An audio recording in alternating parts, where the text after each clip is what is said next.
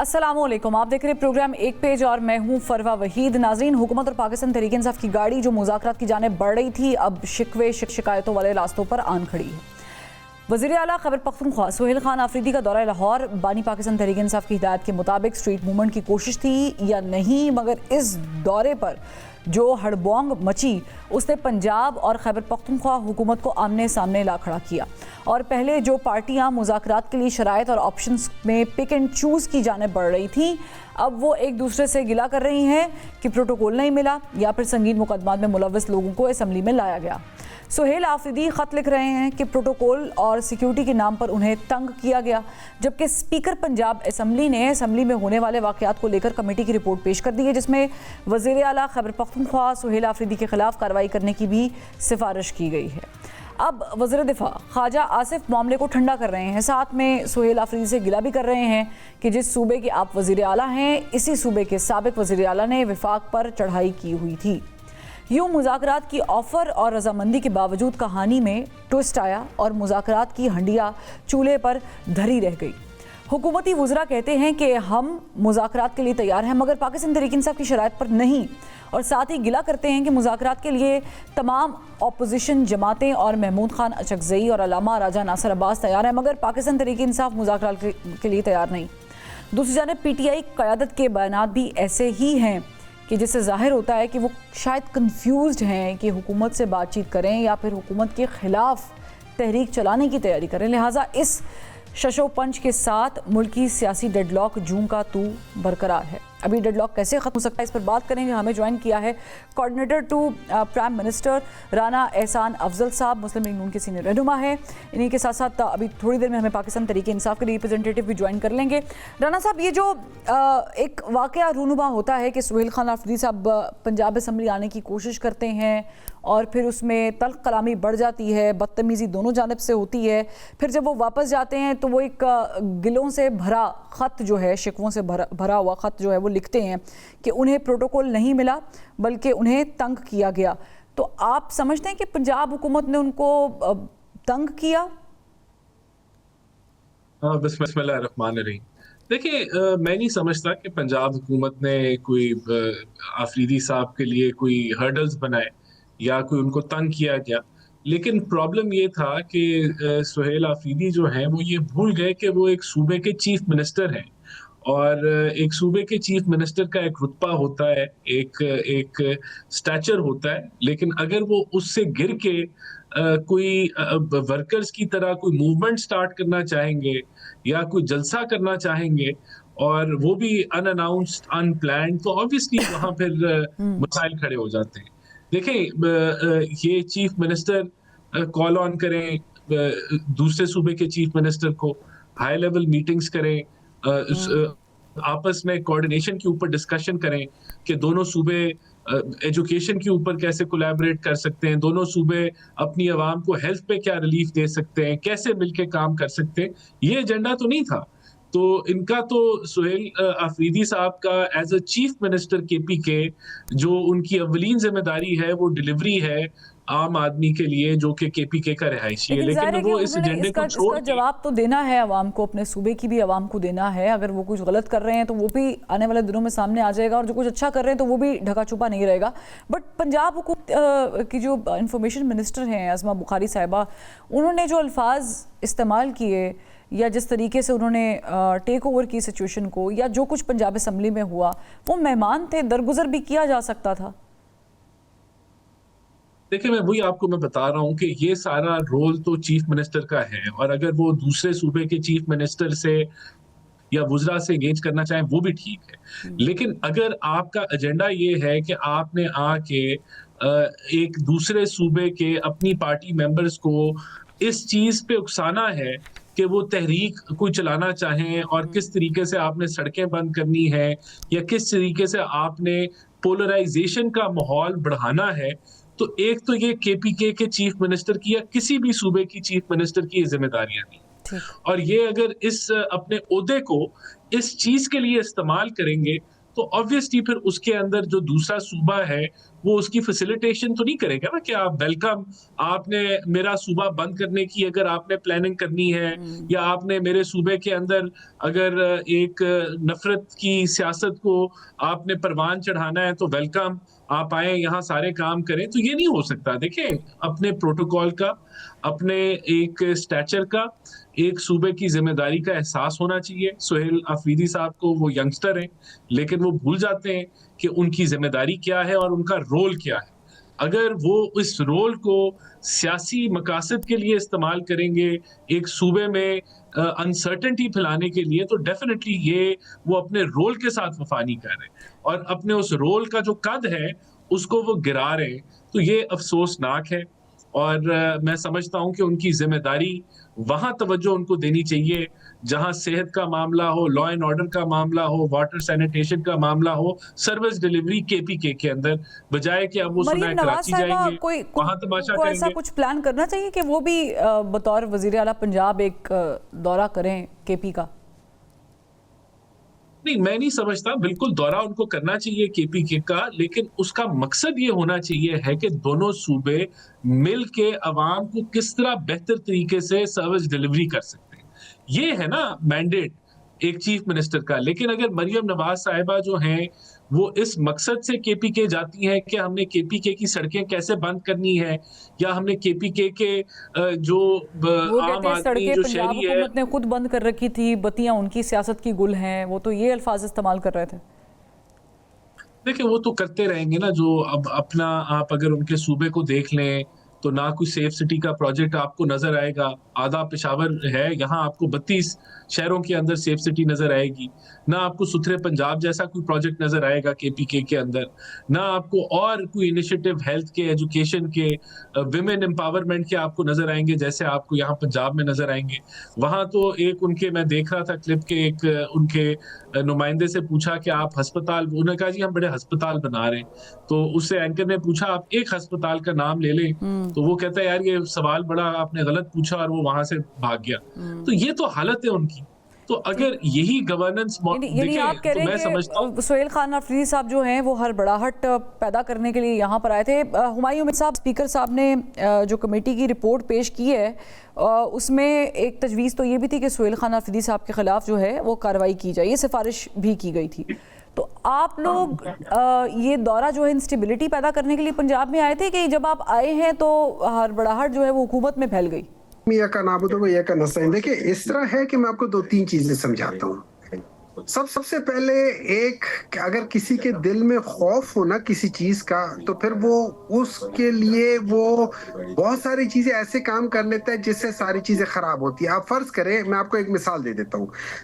अभी सुहेल अफरीदी पेशावर से नहीं चला था तो इनकी एक बहुत बदजुबान, बदतमीज किस्म की एक इनके मिनिस्टर हैं, उन्होंने, और मैं आई एम सॉरी मैं ये अल्फाज इस्तेमाल कर रहा हूँ, मुझे नहीं करने चाहिए, लेकिन जब कोई हम पठानों को जंगली कहेगा तो हम उसको बदतहजीब, बदतमीज, बद-इखलाक शख्स कहेंगे।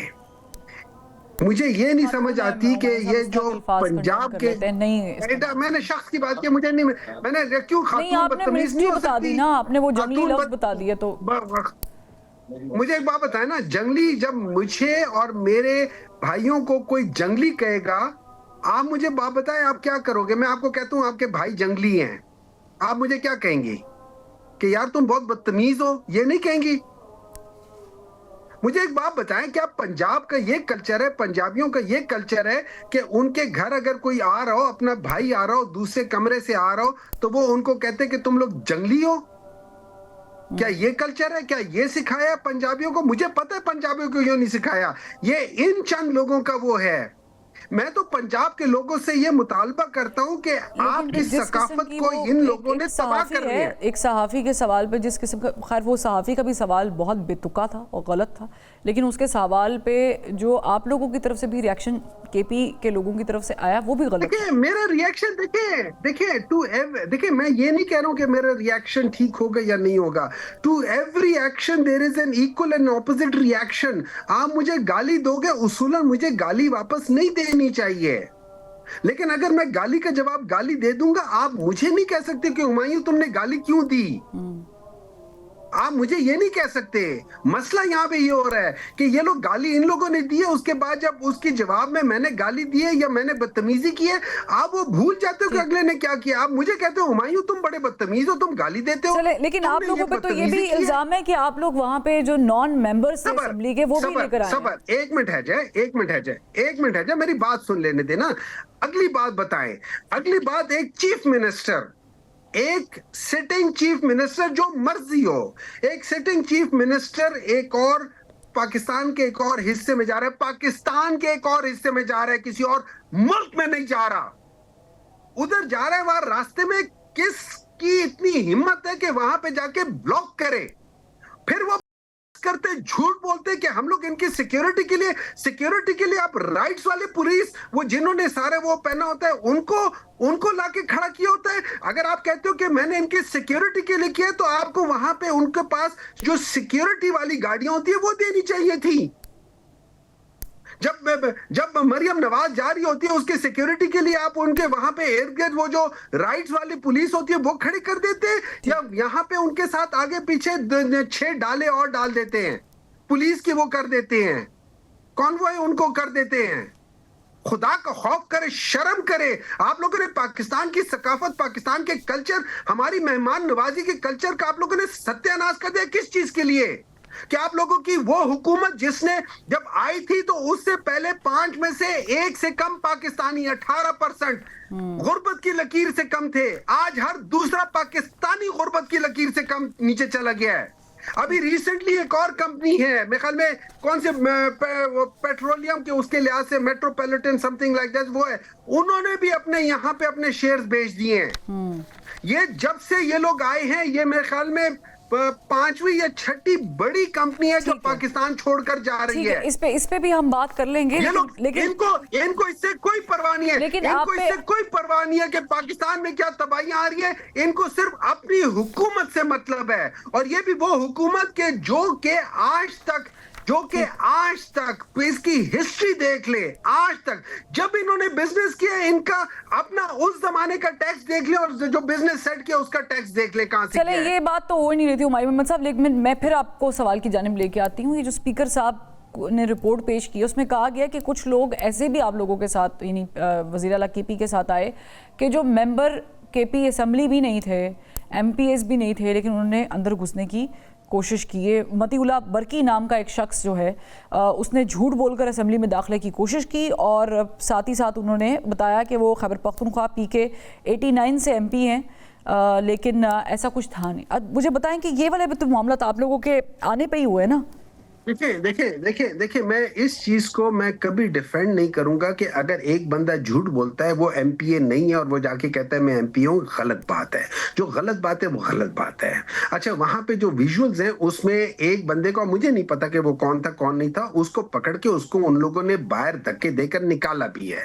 नंबर 2, मुझे देखिए इस तरह होता है, मैं भी इस पार्लियामेंट में होता हूँ, मैं यहाँ नेशनल असेंबली और सेनेट वाली जगह पे होता हूँ, जो कितने ऐसे पार्लियामेंटेरियंस आ रहे होते हैं, उनके साथ उनके बंदे जो नॉन मेंबर्स होते हैं, MPAs होते हैं, वो साथ आ रहे होते हैं, और वो गैलरी में भी जाके बैठते हैं, वो उसके अंदर भी जाके बैठते हैं, उसके साथ कोई बदतमीजी नहीं करता। अगर आप आज ये कोई भी, मरियम नवाज आ जाए, कोई आ जाए एज अ पार्लियामेंटेरियन आ जाए, केपी की हुकूमत में जाए, अपने साथ 5-6 लोग लेकर जा रहे हो, हम कभी उनके साथ ये बदतमीजी नहीं करेंगे कि आपके मेहमान जो आपके साथ आ रहे हैं वो सर आंखों पे होते हैं। मुझे इजाजत दीजिएगा राना साहब, इसका कोई प्रोटोकॉल होता है कि जाहिर है कि आपको पेशगी बताना पड़ता है कि कितने मेंबर्स जा रहे हैं, शनाख्ती कार्ड, गाड़ियों के नंबर वगैरह वगैरह, ये तो सारी रजिस्ट्रेशन होती है ना? जो चीफ मिनिस्टर की मूवमेंट होती है या प्राइम मिनिस्टर की मूवमेंट होती है, या अगर कोई डेलीगेट आता है, तो बड़ा स्पेसिफिक आपका एजेंडा बनता है कि कितने लोग आएंगे, उनकी क्या डेजिग्नेशंस होंगी, फिर उसके मुताबिक एंट्री होती है। और खास तौर पे ऊपर अगर किसी और सूबे से कोई डिग्नेटरी आ रहा है, क्योंकि ये एक बड़ा सिक्योरिटी की जिम्मेदारी होती है। अब उसके अंदर अगर आप ऐसे लोगों को ले आए जो कन्विक्टेड हों और उनकी मूवमेंट साथ हो रही हो और उनका लिस्ट में नाम हो, और वो अपनी आइडेंटिफिकेशन के ऊपर भी झूठ बोले, तो ये तो देखें, ये तो बड़ी एक शर्मनाक बात है कि एक चीफ मिनिस्टर के साथ जो लोग मूव कर रहे हैं वो किस तरह मूव कर रहे हैं।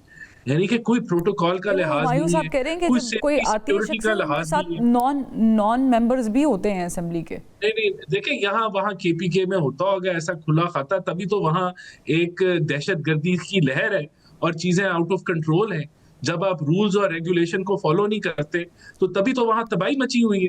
तभी तो यही तो इनका केयरलेस एटीट्यूड है हर चीज में कि जी सारा कुछ चलता है, सब कुछ चलता है, होने दें, करने दें। यहाँ अगर कोई इंसिडेंट हो मैं जाता नेशनल तो इन्होंने असेंबली की पूरा बात मुल्क कर रहा हूँ, पूरा मैं मुल्क सेनेट की बात कर रहा हूँ। इन्होंने मुल्क सर पे उठा लेना था। तो नहीं, मैं ठीक है। बात कर रहा हूँ चीफ मिनिस्टर प्राइम मिनिस्टर की मूवमेंट का। जब इतने हाई लेवल मूवमेंट हो उसके अंदर ऐसे नहीं होता कि आप अपने दर्जनों बंदे ऐसे ले आए जिनका ना मेंशन हो, ना पता हो, ना अता हो, ठीक और है। ऊपर से उनके नहीं, आप कह रहे हैं लिंक्स प्रोटोकॉल भी होते हैं, तो गलत। आई एम श्योर ये प्रोटोकॉल जो है वो मैं खैबर एक बात पख्तूनख्वा करूं, असेंबली के लिए भी मैं होता ही मैं होगा। आप एक मुझे बात देखिए, करूं, असल मैं एक सवाल बात क्या है करूं। फरवा, असल सवाल ये है जी, कि एक मिनट केपीके का हुमायूं साहब, चीफ मिनिस्टर, मैं आपकी तरफ आ रही हूँ। असल सवाल ये है कि क्या केपीके का चीफ मिनिस्टर केपीके की आवाम के लिए आया था? क्या वो पंजाब अपनी हेल्थ, एजुकेशन, सिक्योरिटी के हवाले सर से वो पंजाब के किसी साथ भी कोई वो पंजाब इंटरेक्शन की कर रहा क़यादत था? के लिए आए वो हों, वो जिस भी चीज़ के वो लिए आए सिर्फ हों। मुल्क के अंदर, वो इस चीज के लिए आए थे कि मुल्क में तहरीक कैसे चलानी है, मुल्क की सड़कें कैसे बंद करनी है और इस मुल्क के अंदर पोलराइजेशन कैसे बढ़ानी है। लेकिन क्या तो मैं उन्होंने समझता किसी हूँ सड़क सबसे पे खड़ा होके कोई ब्लॉक किया या कोई गमला तोड़ा या उन्होंने कोई बदतमीजी की सड़कों को ब्लॉक करके?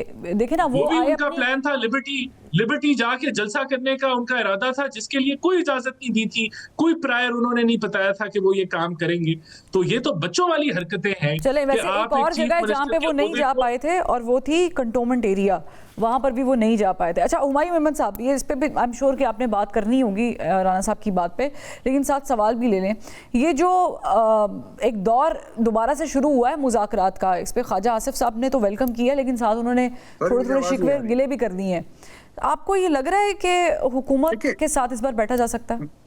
मैं एक आम सा बंदा हूं, मैं जब सेनेट में जाऊंगा मेरे साथ कोई बंदा बैठा होगा ना, कोई बंदा बैठा होगा ABCDEFG, कोई आम सा बंदा होगा, मैं उसी वक्त जाऊंगा, मैं कहूंगा यार ये मेरे साथ है, मैं उनको अंदर जाके ले जाऊंगा, कोई प्रायर परमिशन नहीं चाहिए। इन लोगों की तरबियत नहीं है, ये लोग बगैर तरबियत के, बगैर तालीम के आकर बैठ गए हैं। ये लोग प्रिंसिपलों को निकाल के कॉलेजेस में दाखिल हुए हैं। प्रिंसिपल ने कहा था कि हम नहीं दाखिल कर सकते, नालायक लोग हैं, कुछ नहीं आता, प्रिंसिपल को निकाल दिया दाखिल करने के लिए। ठीक है। मुझे तो वो बातें याद आ रही है यास्मीन राशिद साहिबा की, कि जो उन्होंने कही थी। आज मैं आपको बात बताता हूं, मैं एज अ चीफ मिनिस्टर मैं पाकिस्तान के किसी भी हिस्से में जाके बैठ जाता हूं, वहां पे जाके आपको पता है मोटरवे पे पहले इन्होंने चक्री में बंद किया, फिर इन्होंने मोटरवे में जितने रेस्ट एरिया थे जहां वो रुकना चाहते थे, आपको पता है पहले ही बताता उधर की सारी दुकानें बंद की हैं। फिर इन्होंने जो फ्रूट स्ट्रीट था वो बंद किया है क्योंकि उन्होंने वहां जाना था। फिर जितने लोग थे, जितने वर्कर्स थे, जितने सब थे, उन सबको इन्होंने हाउस अरेस्ट किया, उनको वहां से निकलने नहीं दिया, उनके वहां पे पुलिस और सारी चीजें पहुंच गई। फिर आप मुझे ये सोच लें कि ये लोग कहते हैं कि ये इस पूरे कॉन्वॉय को इन लोगों ने कैंटोनमेंट नहीं जाने दिया, मींस कैंटोनमेंट के अंदर आपने एक चीफ मिनिस्टर का दाखिला बंद कर दिया। अच्छा, कैंटोनमेंट जो है ना वो रेजिडेंशियल एरिया है। अगर कैंटोनमेंट का इतना मसला है, वहां पे आप रेजिडेंशियल एरिया क्यों स्टार्ट किया हुआ है? वहां पे आपने सिविलियंस को घर क्यों बेच के दिए हुए? वहां जाने की कुछ आप लोगों की हिस्ट्री भी तो मशकूक है थोड़ी सी। एक ब्रेक लेते हैं, ब्रेक से जब वापस आएंगे तो मुज़ाकरात के ऊपर दोनों से बात करेंगे। क्विकली एक ब्रेक लेते हैं। Welcome back. राना एहसान अफजल साहब, ये जो ऑफर्स दोनों तरफ से आ रही हैं वो भी नीम राजी हैं, मुकम्मल तौर पे राजी हैं, वज़ीर आज़म ने भी ऑफ़र दे रखी है, लेकिन अभी तक दोनों तरफ से कमेटी तश्कील नहीं दी गई, किसी शख्सियत का नाम नहीं दिया गया कि ये बात करेंगे। अलबत्ता महमूद खान अचकज़ई साहब इनकी तरफ से, यानी पाकिस्तान तहरीक इंसाफ की तरफ से लीड कर रहे हैं तहरीक तहफ़्फ़ुज़ आईन पाकिस्तान के प्लेटफॉर्म से, और वो मुज़ाकरात के लिए पहले भी कह चुके हैं। तो मुज़ाकरात फिर महमूद खान अचकज़ई साहब के साथ होंगे? देखिए, बात यह है कि स्पीकर ऑफ द असेंबली ने भी कल बड़ा क्लैरिटी के साथ बताया कि मेरा दफ्तर खुला है और मेरे दफ्तर को इस्तेमाल किया जाए। सर वो हमारे भी सोर्सेज बताते हैं कि ये लोग जाते भी हैं बेचारे, आप उनके दफ्तर खुले हुए दफ्तर में जाके बैठते भी हैं, लेकिन इनकी सुनवाई नहीं होती अक्सर मामलात पे। नहीं, ऐसा नहीं है। अभी उन्होंने दावत दी है, ऑन द रिकॉर्ड दी है, तो अगर वहाँ ये मुज़ाकरात के लिए जाते हैं तो मेरे ख्याल से ये अमल शुरू हो जाएगा। देखिए, सबसे जो बड़ी कन्फ्यूजन है वो ये है कि ये क्लेम करते हैं कि इमरान खान ने बिल्कुल ऑथराइज किया है अचकज़ई साहब को कि वो हमारे बिहाफ पे मुज़ाकरात करें। तो अचकज़ई साहब इनके बिहाफ पे मुज़ाकरात कर रहे हैं और वो कह रहे हैं कि हमें बातचीत करनी चाहिए, जो कि बड़ी अच्छी बात है। लेकिन पूरी पीटीआई उसके बरक्स बात कर रही है। तो ये एक डुअल पॉलिसी जो है, ये सबसे बड़ा हर्डल है आप लोग कि एक कंफ्यूज हैं इस जमात मामले जिसको में कि अगर आप महमूद खान से बात करेंगे हो सकता है कि महमूद खान साहब की ये ना सुने, इस बारे में कंफ्यूज्ड है? देखिए, बात ये कि मुस्बत मुज़ाकरात होने चाहिए ना, और प्राइम मिनिस्टर ने ब्लैकमेल का कहा कि वो नहीं होना चाहिए। अगर आप एक तरफ जो है आप टीटीएपी क्या है, तहरीक तहफ़्फ़ुज़ आईन पाकिस्तान, पीटीआई की मेजर पार्टी है ना, बाकी तो एक-एक सीट वाली पार्टीज़ हैं या एक-एक सीट वाली भी नहीं है, वो वैसे ही आउट ऑफ पार्लियामेंट के लोग हैं जिनकी कोई पार्लियामेंट में प्रेजेंस नहीं है। तो असल तो वो पीटीआई है। अगर वो उनको रिप्रेजेंट कर रहे हैं तो इनको वही बात करनी चाहिए ना जो पीटीआई कह रही है, और पीटीआई तो ये कह रही है कि वो मुज़ाकरात करना नहीं चाहती, बल्कि वो तो जो है किसी तहरीक में इंटरेस्टेड है जो कि कहीं भी नहीं पहुंचेगी और फ्लॉप होगी, लेकिन वो तो एहतजाज की तरफ जो है वो बढ़ रहे हैं। तो ये कन्फ्यूजन एक बड़ा हर्डल है कि ये मामला आगे कैसे जाएंगे। और यहाँ देखें, बात ये है कि हमने तो ऑफर कर, अब आप ये कहें कि जी ये 10 चीजें होंगी मुज़ाकरात से पहले, तो फिर हम मुज़ाकरात में बैठेंगे, तो ये भी एक तो ऐसा आप ही भी तो कह दरवाजा रहे है हैं कि कि ये दरवाजा 10 हमने चीज़ें नहीं खोला। होंगी तो हम मुज़ाकरात में बैठेंगे, तो शराइत तो अनसेट ही सही, लेकिन आप लोगों की तरफ से भी हैं। नहीं, हम तो कह रहे हैं हम अवेलेबल हैं, आप बैठ जाएं। अब अगर आप बैठने से पहले कहें कि एबीसी होगा, वो आप क्या, फिर आपकी मर्जी है, आप इसमें सीरियस नहीं है। नहीं और चले, अगर फॉर आप नहीं अवेल इंस्टेंस करना अभी चाहते तो हालात ये हैं कि वो बिल्कुल मिनिमम बेयर मिनिमम पर आए हुए हैं और वो मुलाकात के हवाले से है। तो क्या बेयर मिनिमम पर मुलाकात के हवाले से तो बात हो सकती है ना, इस शर्त पे तो हो सकती है। देखिए, अगर ये बैठते हैं और ये इस मुद्दे को भी उठाते हैं, क्योंकि देखिए मुलाकातें तो 900 हुई। अब उन 900 मुलाकातों में आप जो आइन और कानून है, उसकी आप धज्जियां बिखेर दें कि आप एक बंदा जिसको जेल हुई है, और जेल किसी वजह से हुई है ना, करप्शन के ऊपर, और वो बैठा वो ऐसी सियासत करे कि जिसमें वो फतवे जारी करे कि कौन मीर जाफर है, कौन मीर सादिक है, और अफवाज पाकिस्तान को गालियां निकाले और ट्वीट करे, तो फिर ये तो इजाजत नहीं मिल सकती कि एक कैदी जो है वो घर पे बैठा अपने जेल काटते हुए नफरत के बीज जो है वो ठीक है। मजीद बोए। तो इसकी इजाजत हम नहीं देंगे। बहरहाल बात ये है कि अगर ये मुज़ाकरात पे इस मुद्दे को भी लेके आते हैं, हाँ। तो हो सकता है कि हुकूमत कहे कि अगर आप इस चीज की गारंटी उठाते कि इन मुलाकात के नतीजे में कोई सबूतात नहीं नफरत किया जाएगा। अंगेज या कोई तकसीम की बातें नहीं होंगी, तो हो सकता है कि इन मुज़ाकरात के जरिए मुलाकातों का मसला ही हल हो जाए। यानी दो चीज़ें हैं हुमायूं साहब, एक तो ये कि गारंटी कौन देगा कि जब हम लोग ये मुज़ाकरात करेंगे तो लास्ट टाइम की तरह कोई इसको मिलाइन नहीं करेगा और फिर एक और जहर से भरा हुआ ट्वीट नहीं आएगा, ये राना साहब कहना चाह रहे हैं इन शॉर्ट। और दूसरा ये कि वो कह रहे हैं कि कन्फ्यूजन यहाँ पे पैदा होती है कि हम अचकज़ई साहब के साथ बात कर भी लेंगे तो ये लोग मानते नहीं हैं, क्योंकि आपकी पार्टी के बहुत सारे लोगों ने ये ऑन रिकॉर्ड बयान दिया हुआ है कि मज़ामत करनी है, मज़ामत करके प्रेशर बनाना है। शफ़ी जान हो गए या फिर शेख वकास अकरम साहब हो गए, तो ये कन्फ्यूजन भी तो दूर करनी है। मैं सबसे पहले फरवा जी, मैं सबसे पहले एक बात करता हूँ। अभी इन्होंने शुरू में बात की थी कि स्पीकर साहब का कमरा दरवाजे खुले हुए हैं। ये वही स्पीकर साहब है ना कि जिनको ऑपोजिशन लीडर्स, ऑपोजिशन बेंचेस ने एक बंदे का नाम नॉमिनेट किया हुआ है कि ये ऑपोजिशन लीडर होगा, और वो कॉन्स्टिट्यूशनली वैलिड है, उसके बगैर आपका हाउस कंप्लीट नहीं होता। और माशाल्लाह इन्हीं स्पीकर साहब ने अभी तक उनको नॉमिनेट, उनके वो जो क्या कह सकते हैं उसे, ये नोटिफिकेशन जारी नहीं किए। माशाल्लाह माशाल्लाह बड़े अच्छे स्पीकर साहब है। कमरा खुला हुआ है, उनका कमरा है। उनके साथ बैठ के हम लोगों ने क्या पाए खाने हैं, उनके साथ बैठ के हम लोगों ने क्या पतंगे उड़ानी है। हम वहां पे यही बात करेंगे ना कि भाईजान ये स्पीकर, ये हमारा लीडर ऑफ अयाज सादिक साहब ने डिटेल्स मांगी हैं ऑपोजिशन लीडर साहब के हवाले। देखें, खुदा का खौफ करे यार। देखें फरवा जी, अगर हम लोगों ने झूठ बोलना है ना टेलीविजन पे आप पे नहीं, मैं तो आवाम आपको के खबर सामने बता रही हूँ, झूठ बोलना झूठ नहीं है इसमें, मैं खबर नहीं, मैं बता आपको रही हूँ। जो खबर आई है, मैं आपको वो बता रही हूँ। मैं उन लोगों की, मैं आपकी बात नहीं कर रहा हूं, मैं उन लोगों की बात कर रहा हूं जो कहते हैं कि हम लोग आज ये पूछ रहे, खुदा के लिए आप लोग पिछले 5-6 महीनों से आप झूठ पे झूठ बोल रहे हो, और आप उस जगह पे बैठ के झूठ बोल रहे हो जिसके ऊपर कलमा लिखा हुआ है। शर्म करो। अपने अपने आकाओं को खुश करने के लिए आप अल्लाह ताला को खफा कर रहे हो, कभी इस चीज के बारे में सोच लो। अब दूसरी बात आ जाती है, डिफरेंस ये याद करके, वो कहते हैं ना, डिफरेंस पहले समझो। अगर आप लोगों के अंदर शऊर होता तो फिर आपको पता चलता कि डिफरेंस क्या होता है। एक है पाकिस्तान तहरीके इंसाफ, एक है तहरीक तहफ़्फ़ुज़ आईन पाकिस्तान। अगर आप पाकिस्तान तहरीके इंसाफ की बात करें, ये इस काबिल नहीं है, इनका वो क्या कह सकते हैं, इनका वो ना स्टैंडर्ड है, ना वो इंटेलेक्चुअल कैपेसिटी है कि इनके साथ कोई बैठ के बात करे। ये सिवाय पाए के और हलवा पूरी के इनकी कोई औकात नहीं है। अब बात आ जाती है तहरीक तहफ़्फ़ुज़ आईन पाकिस्तान। उसे एक मिनट ठहर जा, मुझे बोल लेने दे, मैं गलत बोल रहा हूँ, बोलने दे मुझे। दूसरा है तहरीक तहफ़्फ़ुज़ आईन पाकिस्तान। तहरीक तहफ़्फ़ुज़ आईन पाकिस्तान में हम पाकिस्तान की खातिर बैठेंगे अचकज़ई साहब के साथ। ये इमरान खान ने अचकज़ई साहब को एक दिया हुआ है और अलामा नासिर अब्बास को दिया हुआ है कि आप लोग बातचीत करें। वो जो डिसाइड करेंगे एज अ पीटीआई, तो मैं इनके साथ कौन देगा कि वो डिसाइड कर रहे हैं कि हुकूमत के साथ हम मुज़ाकरात कर रहे हैं, बैठ रहे हैं, ये शराइत यहाँ पे आ जाए, यहाँ पे खान साहब के पास जाएंगे, यहाँ पे अब देखिए फरवा जी, आपने अच्छी बात की। अब यहाँ पे मैं हमेशा से हुकूमत को एक मशवरा दिया है। मैंने कहा देखिए, पाकिस्तान तहरीके इंसाफ में या किसी भी पॉलिटिकल पार्टी में 3 किस्म के लोग होते हैं। एक वो होते हैं जो एक एक्सट्रीम पे होते हैं कि यार हमने लड़ना है, मरना है, ये करना है। एक होता है जो बिल्कुल ही लेट जाने के लिए यार जो कर रहा है करने दो। एक होता है जो कि आर्ग्यूमेंट करके उसके ऊपर बेस करता है, जो कि ज्यादातर होता है। अब ये वो लोग हैं जो कहते हैं कि हम लोगों ने बातचीत करनी है। उनका भी एक टोला है पाकिस्तान तहरीके इंसाफ में, कोई माने या ना माने उनका वजूद है।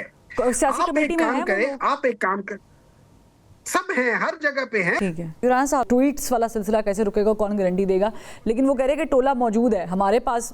टोला तो खैर लफ्ज़ इस्तेमाल नहीं करना चाहिए, अप्रोप्रिएट लोग मौजूद हैं उनकी पार्टी में भी, आपकी पार्टी में भी। देखिए, सबसे पहले तो हुमायूं साहब की मुझे नहीं समझ आती कि नेशनल लेवल के ऊपर इस तरह की गुफ्तगू करनी चाहिए है। औकात, शर्म, बेहुदा इंटेलेक्चुअल कैपेसिटी, मुझे तो लगता है कि इनको अपनी जो दिल में कोई गुबार है वो यहाँ ये निकालने के लिए आए हैं, और कोई इनके पास कोई डिबेट का कोई मुद्दा नहीं है, कोई बात नहीं है। बहुत सारे एडजेक्टिव्स और लफ्ज़ों का इस्तेमाल करते हैं जो अगर मैं करना शुरू कर दूं तो शायद फिर एक तमाशा बन जाए। तमाशा तो खैर हुमायूं साहब ने लगाया हुआ है और क्लेम ये करते हैं कि ये बड़े पढ़े लिखे हैं, तो इनकी बातों का मैं क्या जवाब दूं। ये अगर ये लहजा और ये गुफ्तगू है तो फिर तो मेरे ख्याल से हमें वैसे ही भूल जाना चाहिए कि कोई बातचीत आगे बढ़ेगी या कोई मामलात ये सीधा करना चाहते हैं, क्योंकि ये तो जो है वो आके इधर अजीब किस्म की ये गुफ्तगू करते हैं जिसके ऊपर मैं क्या कमेंट करूं। तो आपका जो सवाल है कि देखें, बात ये है, रीजनेबल और सेंसिबल लोग दोनों जमातों में हैं और कहीं कम होंगे, कहीं ज्यादा हैं, लेकिन ये बेचारे जो हैं इन्होंने अपनी नौकरी बचाने के लिए जो खान साहब ने सियासत सिखाई हुई है इनको, कि इन्होंने ऐसा माहौल पैदा करना है, ऐसा तसादुम करना है या ऐसी एनार्की फैलानी है कि जिसके नतीजे में रियासत मजबूर हो जाए बातचीत करने के लिए कि खान साहब के लिए कोई रास्ता निकाल दिया जाए। अगर यही इनका एजेंडा है और इसके अलावा इनका कोई और एजेंडा नहीं है, तो फिर तो मेरे ख्याल से बातचीत ये नहीं आप कह रहे हैं कि खान साहब की रिहाई पर बात नहीं होगी, उसके अलावा कोई शर्त है मौजूद तो वो रख लें, उस पर बात हो जाएगी। बहुत शुक्रिया राना हसन अफजल साहब आपका भी, हुमायूं साहब आपका भी बहुत शुक्रिया। लेकिन प्रॉब्लम ये है कि गारंटी कौन देगा? दोनों पार्टीज़ की गारंटी ज़रूरी है। दोनों से मुराद ये है कि हुकूमत भी जो बातचीत करेगी अब की बार कि वो सॉलिड होगी या नहीं होगी, और माहौल कुछ ऐसा ही लग रहा है कि हो सकता है ये सॉलिड ही है और हुकूमत शायद बात करना ही चाह रही है। बट पाकिस्तान तहरीके इंसाफ की तरफ से भी ये गारंटी होनी चाहिए, आनी चाहिए, और गारंटीज़ पर ही हमेशा बात होती है। माजी में बहुत सारी मिसालें मिलती हैं जिस पे गारंटीज़ मिली भी हैं, दी भी गई हैं और उस पर बैठे भी हैं लोग। बहरहाल एक ब्रेक लेते फिर वापस आते हैं। Welcome back. दुनिया में जंगें ख़त्म कराने का क्रेडिट लेने वाले अमेरिकी सदर डोनाल्ड ट्रंप इजराइल के साथ कंधे से कंधा मिलाकर खड़े हैं। फ़लस्तीन के इशू पर भी वो नेतन्याहू की पॉलिसीज़ की हिमायत कर रहे हैं और हमास को असलहा लैस करने के लिए भी जोर दे रहे हैं। साथ ही डोनाल्ड ट्रंप ने फ्लोरिडा में नेतन्याहू से मुलाकात के बाद सहाफ़ियों से गुफ्तगू करते हुए कहा कि ईरान फिर से जौहरी तनसीबात तामीर करने की कोशिश कर रहा है। ईरान ने जौहरी तामीरात जारी रखी तो उन पर फौरी हमलों की हिमायत करेंगे। ट्रंप ने कहा कि हम नहीं चाहते कि B-2 बमबार भेजकर अपना ईंधन ज़ाया करें, लिहाजा ईरान को मुआहदा कर लेना चाहिए। डोनाल्ड ट्रंप जो इजराइल के साथ खड़ा हुआ है, भारत समेत दुनिया के कई ममालिक को टफ टाइम दे रहा है। वो वज़ीर-ए-आज़म शहबाज शरीफ और फील्ड मार्शल सईद आसिम मुनीर की शान में कसीदे भी पढ़ते दिखाई देते हैं। इसकी गवाही अमेरिका और बरतानिया के अक्सर अखबारात और रसाइल दे रहे हैं कि पाकिस्तान की खारजा पॉलिसी ने वाशिंगटन में कामयाबी के झंडे गाड़े हैं और ट्रंप ने 2025 में पाकिस्तान के साथ बहुत सारे मामलात में नरमी भी बरती है। पाकिस्तान की ये जो सिफारती कामयाबी है कितनी बेहतरीन रही और अमेरिका के साथ ताल्लुकात कितने बेहतर हो रहे हैं और हुए हैं, इस पर बात करेंगे। हमारे साथ मौजूद हैं माहिर बैनुल-अक़वामी अमूर अब्दुल रऊफ़ शकूरी साहब। बहुत शुक्रिया शकूरी साहब, आपने वक्त निकाला।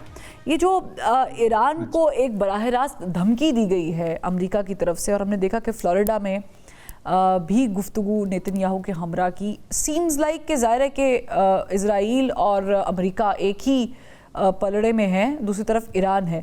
तो ईरान अगर ये ज़िद अपनी पाया तकमील तक पहुंचाने की कोशिश करता है टू हैव न्यूक्लियर वेपन, तो आप समझते हैं कि एक और जंग छिड़ सकती है? मेरे ख्याल में इस जो कल स्टेटमेंट दी है प्रेसिडेंट ट्रंप ने, इसका एक बैकग्राउंड है। आप देखें कि 23 दिसंबर को यूएन में एक मीटिंग होती है जिसमें 5 जो बड़ी वीटो पावर्स हैं वो भी शामिल थी। तो वहाँ पे वो बगैर किसी नतीजा पे ख़त्म होती है, क्योंकि वो उसका मेन मकसद था कि यूएस जो है वो जो एग्रीमेंट करके गया था ओबामा, उससे ट्रंप ने अपनी पिछली टर्म में विदड्रॉ कर लिया था यूनिलेटरली। अब उसकी क्लॉज जो है वो स्नैप बैक की, उसको वो बेसिकली एक्सपायर हो गया था अक्टूबर 2018 इसी साल अक्टूबर में 2025 में। तो उसकी जो क्लॉज है स्नैप बैक की कि उसमें सैंक्शंस दोबारा रीइम्पोज हो जाएंगी यूएन की, तो वो उन्होंने इन्वोक की थी 1 महीने का जो प्रोसेस है उसको फॉलो करने के बाद। अब वो उसको जिसकी मुखालफत की थी रशिया और चाइना ने, वो उस मीटिंग में इसी स्नैपबैक को इम्प्लीमेंट करने के लिए वो मीटिंग थी जिसमें चाइना ने और रशिया ने कहा कि वो एग्रीमेंट ऑलरेडी एक्सपायर्ड हो गया, तो नाउ गो फॉर निगोशिएशन। और फिर यूएन ने भी, उनका जो था यूएन की भी यही स्टेटमेंट थी कि आप इसको, ये इशू है इसको रिजॉल्व करें थ्रू निगोशिएशन। जो ईरान का है वो कहता है कि जब वो एग्रीमेंट एक्सपायर हो गया तो अब उसकी कोई लीगल वैल्यू नहीं है। अब जबकि यूरोप और अमेरिका की ख्वाहिश है कि हम इस पे दोबारा सैंक्शंस इम्पोज करें, और रीजन बिहाइंड दिस के ज़रा ईरान से खतरा भी तो है, इजराइल को भी बहुत ज़्यादा खतरा है। वो तो वहीं पे रहेगा ना खतरा अपनी जगह पे, लेकिन इस वक्त जो ट्रंप की पॉलिसी है वो प्रेशराइज करना चाह रहा है ईरान को कि वो दोबारा यूएस के साथ डायरेक्ट निगोशिएशन में शामिल हो, क्योंकि 2018 में जब उसने विदड्रॉ कर दिया था तो ईरान का मौक़िफ़ ये है कि ये जो है ना ट्रस्ट वर्दी नहीं है अमेरिका, अब इन्हें शो करना चाहिए ट्रस्ट विन करने के लिए। तो वो मेरे ख्याल में एक प्रेशर टैक्टिक्स है जिसकी वजह से जो वो लेकिन क्या सवाल यहाँ पर ये है, ब्रिगेडियर रिटायर्ड राशिद वली खान साहब ने भी मैं ज्वाइन कर लिया। खान साहब बहुत शुक्रिया ज्वाइन करने के लिए। ब्रिगेडियर साहब, ये जो भी शकूरी साहब भी बात करते हैं, प्रेशर बिल्ड करने के लिए ये स्टेटमेंट दिया गया है या अमेरिका चाहता है कि ईरान डायरेक्ट जो है वो दोबारा वापस सैंक्शंस की तरफ आए और मुआहदा करे, बट इसके पीछे उन्होंने एक साथ ये भी बात की कि रशिया और चाइना भी इंटरेस्टेड है इस मामले में और चाहता है कि ऐसा मामला ना हो सैंक्शंस वाला। तो ये जो प्रेशराइज कर रहा है ये सिर्फ ईरान को कर रहा है अमेरिका, या ये मैसेज है to Russia and China as well? Basically तो ये ईरान के लिए मैसेज है, क्योंकि अमेरिका की जो ईरान पॉलिसी है that is driven by Israel, और इजराइल में नेतन्याहू है इस वक्त, वो चूँकि बिलीगर्ड हैं। गाज़ा में भी अमन फोर्स के हवाले से अभी तक बातचीत जारी है, और उनको ईरान की जो कामयाबी थी उनके ख्याल में, जो उन्होंने हमला किया था ईरान पे, और उनके दानिस्त में ईरान का जो जौहरी प्रोग्राम उन्होंने काफ़ी पीछे धकेल दिया था उस बमबारी के नतीजे में। अब वो समझते हैं कि उसको फॉलो अप करना बहुत ज़रूरी है, क्योंकि अगर वो ईरान दोबारा से वो शुरू कर देगा तो डोमेस्टिकली नेतन्याहू के लिए बहुत मुश्किलात हो सकती हैं, और वो कभी भी ये इस चीज़ को एक्सेप्ट नहीं करेंगे कि ईरान किसी किस्म की जौहरी अफसोदगी जो बॉम्ब ग्रेड मटेरियल के नज़दीक पहुंच सके। सो इस वजह से वो प्रेशर थ्रू अमेरिका उस पर डलवा रहे हैं, और अमेरिका का डेफिनेटली एक ऑब्जेक्टिव तो यही है कि इसराइल की जो सिक्योरिटी है उसको अंडरराइट किया जाए। दूसरा, वो ये भी चाहते हैं कि ईरान जो है वो किसी तरीके से उनका जो ये उनकी मंशा है कि बगैर सैंक्शंस उतना ही करें ईरान को जितना वो उनके साथ बातचीत करके प्रेशराइज हो जाए, और इसमें अगर वो सैंक्शन वाला मामला नहीं निपटता तो फिर इजराइल ने दोबारा से वो जो धमकियों वाला सिलसिला है वो भी शुरू कर रखा है। तो ये सारा प्रेशर टैक्टिक्स है। अच्छा, जब ये ईरान इसराइल कॉन्फ्लिक्ट भी चल रहा था तो हमने मुतादिद मरतबा ये डिस्कस भी किया था कि इसराइल का जहाँ पर हदफ ईरान है उसके बाद फिर टर्की भी जो है वो महफूज नहीं है इसराइल की धमकियों से। फिर पाकिस्तान तो ज़ाहिर अल्टीमेट एक दुश्मन तो है ही, समझता ही है इसराइल।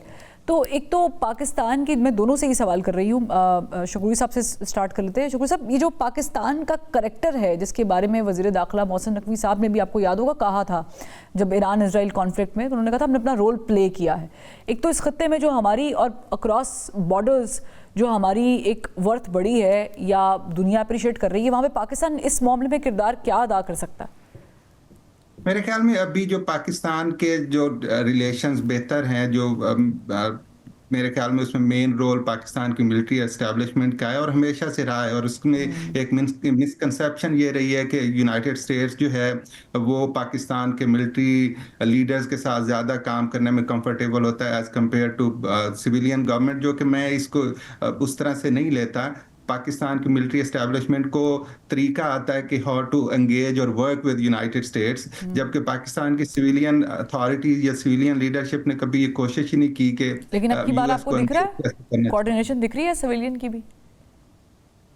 कोऑर्डिनेशन मेरे ख्याल में अभी भी, आप अगर ख्वाजा आसिफ साहब की स्टेटमेंट देखें तो वो अभी भी जब यूएस पाकिस्तान के साथ कोऑपरेशन कर रहा है तो वो भी टीवी पे बैठे यही स्टेटमेंट दे रहे होते हैं कि पाकिस्तान यूएस का जो रिलेशन है वो ट्रांजैक्शनल है। और इस लेवल पे भी आके आपको मेरे ख्याल में थोड़ा पॉलिसी चेंज करनी चाहिए, जैसे पाकिस्तान की करंट मिलिट्री लीडरशिप जो कर रही है कि वो ट्रेडिशनल जो है पाकिस्तान की अप्रोच उससे हट के अब वो एक तो डिफेंस एक्सपोर्ट की तरफ ज़्यादा जाना चाह रही है, क्योंकि आप ये जो टेक्सटाइल एक्सपोर्ट या दूसरी बहुत बैकबोन ज़रूर है पाकिस्तान की एक्सपोर्ट की, लेकिन आप जो रेवेन्यू अर्न करेंगे वो आपकी डिफेंस एक्सपोर्ट है या आपकी आईटी है या फिर आप ह्यूमन लेबर के एक्सपोर्ट करेंगे। तो मेरे ख्याल में ये बहुत अच्छी अप्रोच अपना रही है पाकिस्तान की मिलिट्री लीडरशिप और इसके लिए वो काम भी कर रहे हैं और एंगेज कर रहे हैं। तो इसमें मेरे ख्याल में पाकिस्तान की फॉरेन मिनिस्ट्री को उस लेवल पे, जिस लेवल पे मुल्कों को या मुख्तलिफ ममालिक को एंगेज करना चाहिए, वो मुझे नहीं लगता कि वो उसका कोई एक सफिशिएंट जो है वो रोल। और आपको ईरान वाले मामले पे भी यही लगता है कि वो इट्स नॉट दैट सफिशिएंट? मेरे ख्याल में ईरान के मामले में पाकिस्तान को एंगेज कर रहे हैं। मिडिल ईस्ट में भी यूएस की ये ख्वाहिश है कि मिडिल ईस्ट में ये जो ताल्लुकात हैं इसराइल के भी और गजा के, और इसमें पाकिस्तान को एंगेज रखना चाह रहे हैं। ठीक। लेकिन पाकिस्तान को मेरे ख्याल में थोड़ा एक्टिवली, अब जब आपको एक सुना जा रहा है और अमेरिका में भी ये बात हो रही है कि पाकिस्तान का इमेज और स्पेशली इंटरनेशनल जो कोऑपरेशन है वो बहुत बड़ा है, तो इसमें मेरे ख्याल में पाकिस्तान को थोड़ा एक्टिवली रोल अदा करना चाहिए और स्पेशली जो है फॉरेन मिनिस्ट्री को, क्योंकि आप अगर देखें तो आपका चीफ ऑफ आर्मी स्टाफ और प्राइम मिनिस्टर, इन दोनों का इंटरनेशनल लीडरशिप को एंगेज करने का जो है स्टाइल वो बहुत इफेक्टिव है एज कंपेयर टू। होना ये चाहिए कि पाकिस्तान की फॉरेन मिनिस्ट्री जो है वो बेहतरीन रोल अदा करे। और यानी आप कह रहे हैं कि डार साहब को जो थोड़ा सा और एक्टिव होना पड़ेगा और डार साहब को जो अपनी फॉरेन पॉलिसी बहुत ज़्यादा एक्टिव होना पड़ेगा। बगैर साहब, ये अपने गुफ्तगू शुक्री साहब की भी सुनी है, इसमें साथ एक छोटा सा सवाल ये भी ले लें। एक तो इस गुफ्तगू से आप अग्री करते हैं कि नहीं करते, दूसरा ये कि ईरान को, आपको याद होगा, इस कॉन्फ्लिक्ट के बाद उनके प्रेसिडेंट पाकिस्तान ऑफिशियल दौरा करने आए थे, तो which was a message itself to the world. तो अभी आप इसको कैसे देख रहे हैं?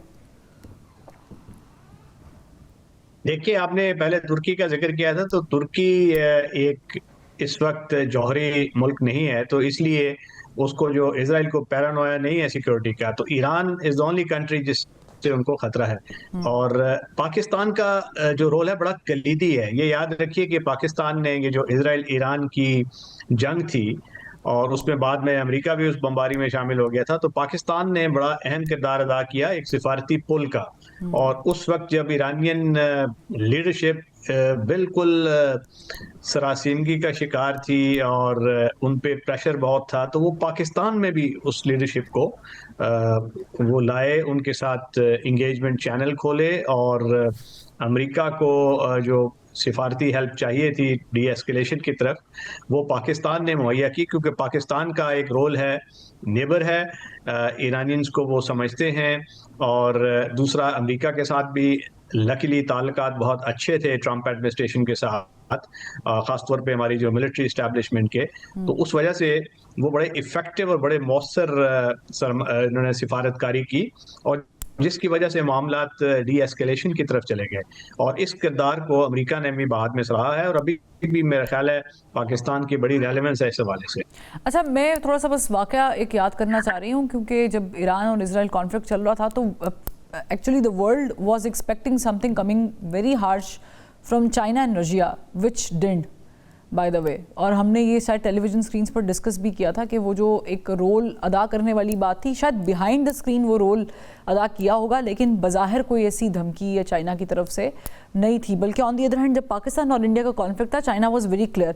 शुक्री साहब, इस मामले में पाकिस्तान इज़ वेरी क्लियर कि आपने वो वज़ीर दिफा साहब की एक स्टेटमेंट कोट की है, उसी स्टेटमेंट का हवाला मैं दे रही हूँ कि जिसमें उनसे सवाल किया गया था, मेहदी हसन जो बड़े सीनियर जर्नलिस्ट हैं इंटरनेशनल, उन्होंने कहा था कि पाकिस्तान, इधर पाकिस्तान और चाइना, तो he was very clear about it कि it's always China। मेरे ख्याल में ये यूएस को भी पता है कि पाकिस्तान और जो चाइना है उनके ताल्लुकात बहुत स्ट्रांग हैं, और पाकिस्तान अपनी डिफेंस नीड्स हो या इकोनॉमिक नीड्स हो या दूसरी नीड्स हो, तो पाकिस्तान जो है वो चाइना की तरफ देखता है और चाइना हमेशा पाकिस्तान को सपोर्ट करता है। तो ये मेरे ख्याल में वाशिंगटन को भी इसका इल्म है और वो जानते हैं, और वो पाकिस्तान को जहाँ पे उनको होता है कि यहाँ पाकिस्तान रोल अदा कर सकता है, वो पाकिस्तान को यूज़ भी करते हैं। लेकिन सवाल ये है कि आपने यूएस के साथ रिलेशंस को कैसे लॉन्ग टर्म बनाना है, इसमें मेरे ख्याल में सिविलियंस को भी अब आगे आके रोल अदा करना चाहिए, और अपनी पॉलिसी जो लॉन्ग टर्म स्ट्रेटेजिक रिलेशनशिप है यूएस के, तो यानी आप कह रहे हैं कि सिर्फ government to government MOU sign नहीं होने चाहिए, प्राइवेट सेक्टर को भी पाकिस्तान के इन्वॉल्व करना चाहिए। बिल्कुल, और बहुत ज़्यादा प्राइवेट सेक्टर ही है, वो है बेसिकली जो टूल है जो आपको इन्वेस्टमेंट भी लाके देता है और आपकी इकॉनमी को भी बेहतर करता है। तो मेरे ख्याल में हमने यूएस को कभी इकोनॉमिक साइड पे एंगेज ही नहीं किया, और thanks to Pakistan specially military establishment के उनको तरीका है कि आपने यूएस को कैसे एंगेज करना और काम करना, और इसी वजह से मेरे ख्याल में हम टेंस रिलेशंस में भी पिछले आप देख लें ओबामा से लेके अब तक जो ताल्लुकात पाकिस्तान और यूएस के रहे हैं वो कोई इतने आइडियल नहीं थे। तो अब आके फिर पाकिस्तान एक बेहतरीन तरीके से यूएस को एंगेज भी कर रहा है और काम भी कर रहा है उसके साथ। तो मेरे ख्याल में अब सिविलियन लीडरशिप को ये रियलाइज हो जाना चाहिए कि आप पब्लिक गैदरिंग में खड़े होकर अमेरिका को गालियां देने की बजाय आप थोड़ा अपने आप को जो है ट्रांसफॉर्म करें और यूएस को इकोनॉमिक साइड पे एंगेज करें, और आपके पास अपॉर्चुनिटीज बहुत ज्यादा हैं। इंडिया तो पाकिस्तान, इंडिया के जो रिलेशंस हैं थे यूएस के साथ, अब आके टेंस हुए हैं ड्यू टू इंडिया के अपने हालात की वजह से या उनकी हरकतों की वजह से, लेकिन पाकिस्तान इकोनॉमिक साइड पे बहुत बेहतर ऑफर कर सकता है यूनाइटेड स्टेट्स को, तो उस चीज पे मेरे ख्याल में इन्हें देखना चाहिए। So very true, thank you so much Abdul Rauf Shukri sahab, आपका भी ब्रिगेड साहब, आपकी बहुत शुक्रिया। वेरी ट्रू कि पाकिस्तान को अपना ये जो ताल्लुक है इसे मुस्तहकम और थोड़ा लॉन्ग टर्म प्लानिंग के साथ लेके चलना पड़ेगा, क्योंकि आज इंडिया फेवरेट नहीं है, लेकिन हम सब जानते हैं मुफादात की जंग है, जहां पर अमेरिका को मुफाद नजर आएगा वो वहां पर चल पड़ेगा। इजाज़त दीजिए, प्रोग्राम का वक्त खत्म हो गया है, कल फिर मुलाकात करते हैं। अल्लाह हाफ़िज़।